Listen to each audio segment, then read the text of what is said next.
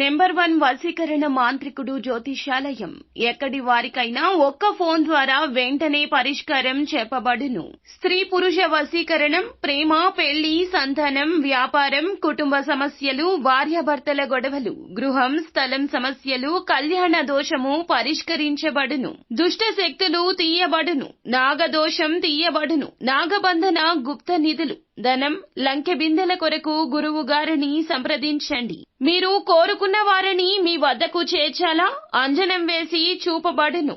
Guruji phone number 8185066725. అందరికీ నమస్కారం అండి.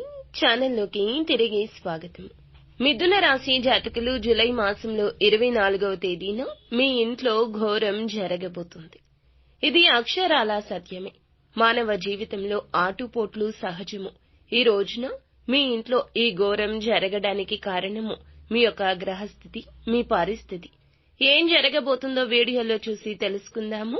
వీడియో నచ్చితే తప్పకుండా ఒక చిన్న లైక్ చేసి మమ్మల్ని సపోర్ట్ చేయండి. ఇక ఆలస్యం లేకుండా వీడియోలోకి అయితే మనము వచ్చేద్దాము. మీరు వివాహ బంధంలో ఉంటే గనక వివాహితులు 3వ వ్యక్తి ప్రమేయాన్ని ఈ రోజున నిలువరించండి. మీ బంధంలోకి చొరబాటు కానివ్వద్దు. ధనపరమైన నిర్ణయం తీసుకునేటప్పుడు బయట వ్యక్తులతో ఈ రోజు సంప్రదించొద్దు. వృత్తి, ఉద్యోగ, వ్యాపారాల్లో ఎవరైనా మీకు మేలు చేస్తామంటూ మీ దగ్గరకు వచ్చిన, ధనపరమైన అవకాశాలు ఇస్తామంటూ మీ వద్దకు వచ్చిన ఆ అవకాశాల మీద సరియైన దృష్టి సారించండి. ఏకపక్ష నిర్ణయాలు మీకు తగవు. మీ యొక్క కుటుంబ సభ్యుల యొక్క మాటను మాత్రం తప్పక పరిగణలోకి తీసుకోవాల్సిందే. భార్యాభర్తల మధ్య తగిన సమయాన్ని కేటాయించుకోండి. సమయాన్ని కేటాయించి ఏదో ఒక పని అంటే వారు ఇంప్రెస్ అయ్యేలాగా పనులు చేయండి. అప్పుడు మీకు మంచి రోజుగా మారుతుంది. మీ యొక్క సమస్య తీరిపోయి కొత్త సమస్యలు తలెత్తకుండా ఉంటాయి. ఒకవేళ వివాహ సంబంధ సమస్యలు ఎక్కువగా అనిపించినా, లేదా కొత్త సమస్యలు కాదండి, మాకు పాత సమస్యలే ఉన్నాయి, మా భాగస్వామికి మాకు మధ్యన ఎందుకు ఇలా జరుగుతుందో అర్థం కావడం లేదంటూ ఆలోచిస్తున్నారా? ఇంకొక రకంగా ఆలోచించండి. సమస్యను ఎప్పుడూ కూడా ఒక కోణం నుంచే కాదు కదా, చీకటి కోణం నుంచి, ఎదుటి వైపు కోణం నుంచి కూడా చూస్తేనే సమస్య తగుముఖంగా అర్థమవుతుంది. సమస్య ఎక్కడ ప్రాణం పోసుకుంది, ఎవరి వల్ల ఈ సమస్య వచ్చింది, ఎందుకు వచ్చింది, ఈ సమస్యకు పరిష్కారం ఎక్కడ దొరుకుతుంది, ఇదంతా మన చేతుల్లోనే ఉంటుంది.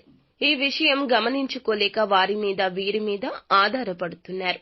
ఎప్పుడూ కూడా ప్రేమకు మధ్యవర్తిత్వం ఉండకూడదు. పెద్దల మధ్య పెట్టడం, ఈ యొక్క సమస్య మనమే పరిష్కరించుకుందామని అనుకోవడం, ఇది మీ యొక్క అశ్రద్ధే అవుతుంది. కాబట్టి నేరుగా వారి వద్దకు వెళ్ళండి. సమస్యకు ఎక్కడైతే ప్రాణం పోసుకుందో ఆ సమస్యను పరిష్కరించుకునే ప్రయత్నం చేయండి. లేకపోతే మీ యొక్క బంధం విచ్ఛిన్నం అయిపోయే ప్రమాదం కూడా ఈ రోజు 3వ వ్యక్తి వల్ల జరుగుతుంది. ఇది అక్షర సత్యము. ఒక అడుగు వెనక్కి వేసి బంధాన్ని కాపాడుకోవడంలో తప్పు లేదు కదండి. ఒక అడుగు వెనక్కి వేసి బంధాన్ని కాపాడుకోవడంలో తప్పు లేదు కదండి. జాగ్రత్త వహించండి. ఈ రోజు మిమ్మల్ని కొన్ని విషయాలు బాధిస్తాయి. అది వృత్తిపరంగా కావచ్చు, వ్యాపార పరంగా కావచ్చు, మీరు చేసిన పనికి గుర్తింపు ఇంకొకరికి రావడం కావచ్చు, లేదా ఉద్యోగ పరంగా మిమ్మల్ని నెగటివ్ చేసేందుకు ఒక వ్యక్తి ప్రయత్నిస్తూ ఉండొచ్చు. కానీ వారు మీతో చాలా జాగ్రత్తగా మాట్లాడుతూ మంచిగా, ప్రేమగా, ఏ అనుమానం రాకుండా నటిస్తున్నారు. అటువంటి వారి విషయంలో కూడా జాగ్రత్త. మీ పని ఎవ్వరికీ అప్పగించకుండా ఈ ఒక్కరోజు పూర్తిగా మీ పని మీరు చేసి ఎవరి మీద ఆధారపడకుండా ఉండండి. అప్పుడు వారు ఎవరో మీకే అర్థమవుతుంది కదా. మీ బలహీనతలు ఇక నుంచి ఎవరితో పంచుకోవద్దు. ఒక 10 రోజులు ఇలా పంచుకోకుండా చూసి చూడండి. అప్పుడు శత్రువులు ఎవరు, వారికి మీరు అవకాశం ఇవ్వకుండా ఉన్నట్లయితే ఇలా పంచుకోకుండా వారికి అర్థమవుతుంది వారు ఎవరో మీకు అర్థమైపోయిందని. అప్పుడు మీకు అర్థమవుతుంది వారు ఎవరో. కాబట్టి అందరితో మన బలహీనత ఎప్పుడూ పంచొద్దు. మన సుఖాన్ని పంచుకోకూడదు, మన కష్టాన్ని పంచుకోకూడదు.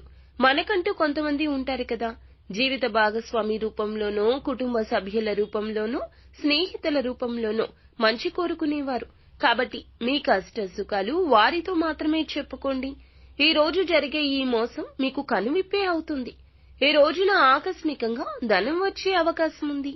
కానీ ఆ ధనాన్ని ఖర్చు చేయకుండా స్థిరాస్తుల రూపంలో జాగ్రత్త చేసుకునే ప్రయత్నం మీరు చేయాలి. అనవసర ఖర్చుల జోలికి అస్సలు వెళ్ళకూడదు. మీకు ఒక వ్యక్తి చెడు చేస్తున్నారని చెప్పాం కదా, ఈ మూడవ వ్యక్తి ఇదంతా చేస్తున్నారు. వారు బంధుమిత్రుల్లో స్నేహితుల్లో ఎక్కడైనా ఉండొచ్చు. వారి పట్ల అప్రమత్తంగా ఉండండి. అలాగే ఈ రోజు వీలు కుదిరితే సుబ్రహ్మణ్యేశ్వర స్వామి దేవాలయానికి వెళ్ళండి. స్వామివారిని దర్శించుకోండి. కాస్తంతసేపు అక్కడే కూర్చోండి. మీ సమయాన్ని గడిపే ప్రయత్నం చేయండి.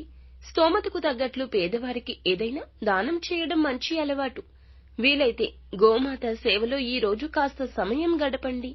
సకల దేవతల అనుగ్రహం కలుగుతుంది. ఇది పురాణమే చెప్తుంది. అలాగే నిత్యం శివారాధన తప్పనిసరిగా చేసుకోండి. అంతా మంచి జరుగుతుంది. శుభం భూయాత్.